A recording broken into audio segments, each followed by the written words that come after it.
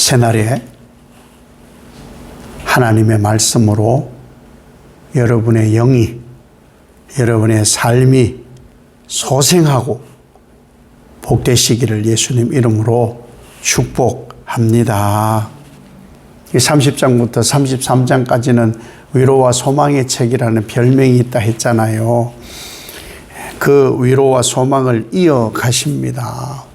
근데 잘 알아야 되는 것이 이 하나님의 위로와 회복과 소망은 분명히 있는데 거짓 선지자들 말처럼은 하지 않으세요. 그러니까 사실 그 어렵고 힘들고 고난 이런 상황에서 회복되고 소망이 좀 힘이 되는 그런 말이잖아요.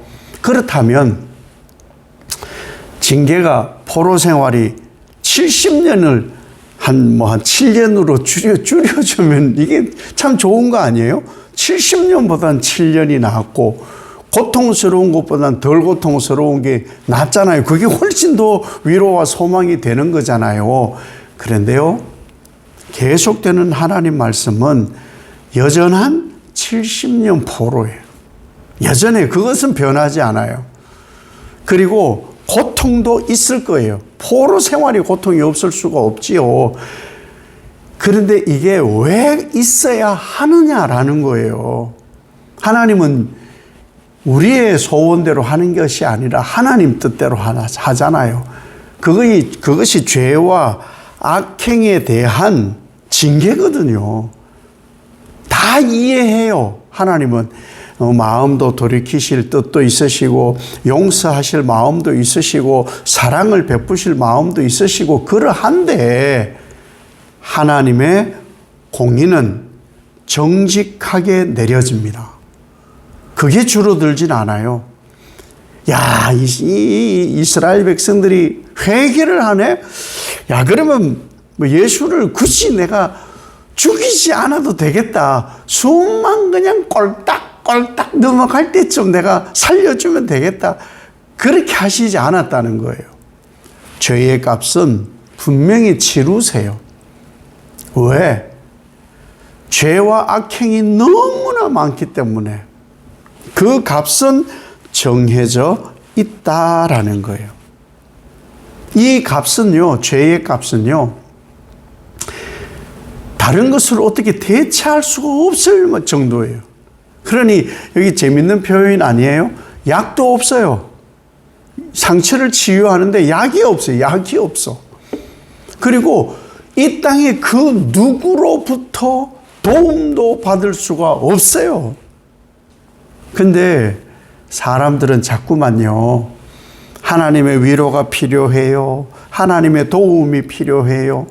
물론 하나님은 사람을 통해서도 하시고요. 사건을 통해서도 하시지만 하나님이 하시는 거예요. 그래서 누구를 찾아야 되느냐? 하나님을 찾아야 돼요.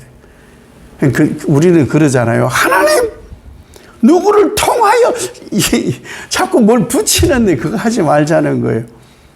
하나님 하시옵소서. 하나님 하시옵소서. 하나님 죄에 대한 징계가 있게 하옵소서. 하나님 악행에 대한 징계를 주십니다. 달게 받겠습니다. 그러나 하나님을 결단코 떠나지 않게 하옵소서.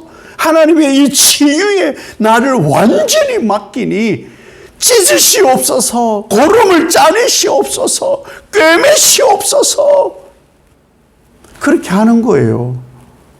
상처난 곳에 치료하려고 그 상처를 후벼 파요. 저희 아버지가 그 그라인더에 손등을 다치신 적이 있어요. 좀 끔찍하더라고요. 거기를 이물질이 혹은 쇳가루가 들어갔을까 싶어서 소독약을 들어부어요. 그런데 얼마나 아프겠어요. 인상이 막 찌그러지시더라고. 이를 물고 신음 소리가 이 사이로 새어 나오는 거예요. 그런데 막 들어부어. 왜? 이물질을 없애야 되고 치료해야 되기 때문에 그렇게 하시는 거예요. 환자분 아프시죠? 살살 할게요. 살살해서 그 쇳가루가 없어지지 않아요. 강하고 정확하게 없애야 되는 거예요. 그것과 동일한 거예요. 그것과 동일한 거예요.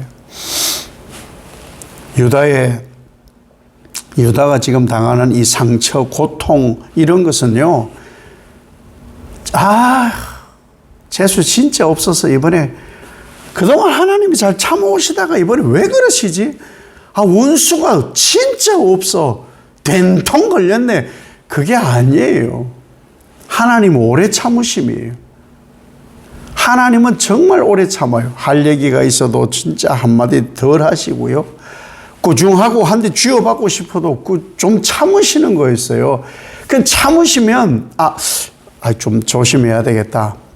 분위기를 읽어야 되잖아요. 분위기를. 그런데요, 사람들이 점점 이상해져요. 하나님이 쥐어박을 것을 참으셔요. 하나님이 지금 음성이 좀 떨려. 그러면 좀 알아들어야 되잖아요. 근데 점점 전문 용어로 간이 부어요. 네, 심하면 간이 밖으로 나오려고 그래. 전혀 모르는 거예요. 그래서 하나님은 징계를 하는 거예요. 죄를 맞닥뜨리게 하고 악행을 마주하게 하시는 거예요. 그릇한들 하나님 말씀도 듣지 않고 순종도 안 하는 그들 징계하시지만 가장 중요한 것, 버리지 않아요. 버리시지를 않아요. 이게 중요한 거예요. 버리지를 않는다. 하나님은 회복 불능인 이 유다, 답이 없어요. 어떤 도움도 받을 수 없는 이러한 유다를 그들의 썩은 것을 도려내고 오늘 말씀 읽은 대로 새살이 돋게 하신다. 참 신비하지 않아요? 새살을 돋게 하신대요. 아니, 대체하면 되잖아요. 대체. 얘들 안 되겠다. 버려버리고. 그런데 그게 아니시더라고요. 그걸 다 치유하시고 난 다음에 새살이 돋게 하신다. 고치시고 돌아오게 하시고 다시 그 무너지고 황폐한 곳에 재건하게 하신다.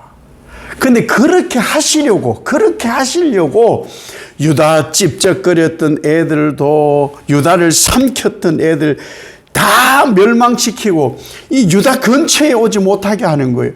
그러니까 다시 말해서 유다를 고립시키는 거예요. 유다를 고립시켜서 치유에 집중하시는 거예요. 상처가 나면요, 어디 막 돌아다니는 게 아니에요. 어느 한 곳에 집중해서 거기서 집중 치료를 받아야 되는 거예요. 격리한 상태에서. 왜 수술을 하고 나면은 사람들 면회를 오지 않게 하느냐? 왜? 오염되니까.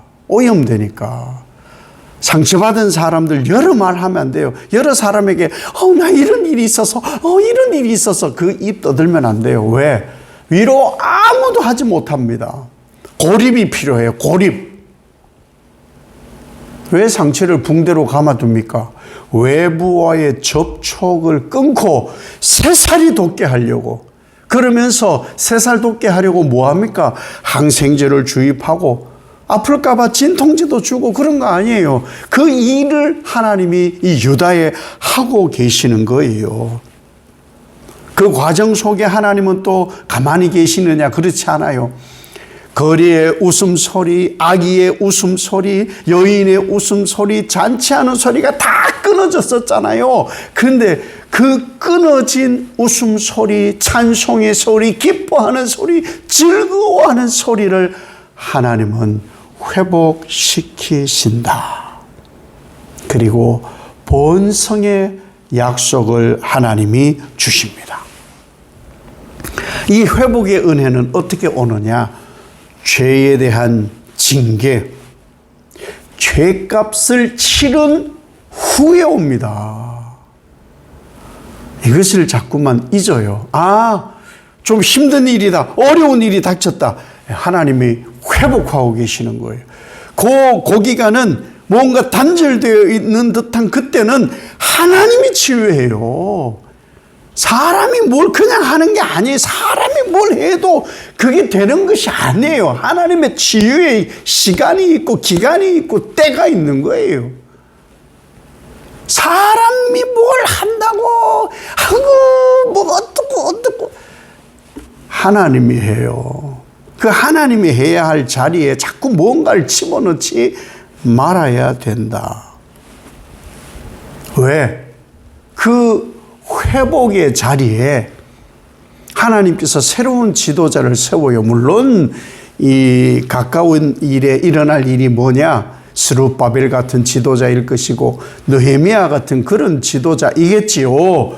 그러나 완전한 죄로부터의 벗어남과 회복은 예수 그리스도시다. 하나님의 죄에 대한 징계는 회개하여서 돌아오기까지 계속 하십니다. 징계가 없으면요, 하나님의 자녀가 아니에요. 죄에 대한 징계는 분명히 있다. 그러나 그 징계 후에 회복이 있는 것이 바로 하나님의 은혜라는 거예요. 회개 없는 회복은 없습니다. 하나님은요, 공의로 심판하시고 하나님은요, 사랑으로 징계하십니다. 왜? 죄와 악으로부터 회개하고 돌아와 치유하고 위로가 있게 하시고 재건하시고 새살을 돋게 하셔서 하나님만 바라고 사는 백성들 되게 하시려고. 그래서 그 말씀을 하시는 거예요. 회개하고 돌아오는 자에게 하나님의 백성이 되게 하고 하나님은 그들의 하나님이 되는 거예요. 무엇보다 하나님의 말씀이 회복되는, 말씀의 능력 속에 잠겨 있는 복 있는 하루가 되시기를 예수님 이름으로 축복합니다. 하나님 아버지, 죄로부터 단절시키려면은 그 치유의 과정 속에는 오염을 막고 재발을 방지하려고 철저하게 고립시킵니다. 붕대로 감고 그러면서 철저한 소독과 항생제를 투여해서 치유해 가십니다. 치유의 기간은 70년. 그러나 그 기간에 철저하게 하나님은 회복시킵니다. 끊어진 즐거움과 끊어진 기쁨과 웃음의 소리를 회복하고 이어가십니다. 회개하고 돌아오기까지 하나님은 철저한 공의의 징계가 있습니다. 그러나 죄의 징계 후에 회복이 있습니다. 회개하고 돌아온 이들에게 하나님이 되시고 그들은 하나님의 백성이 됩니다. 말씀이 바로 회복이고 소망입니다. 말씀을 놓치지 않게 하시고 말씀으로 주시는 위로와 소망과 회복이 있는 복 있는 하루가 되게 하옵소서. 예수님 이름으로 기도 올리옵나이다. 아멘.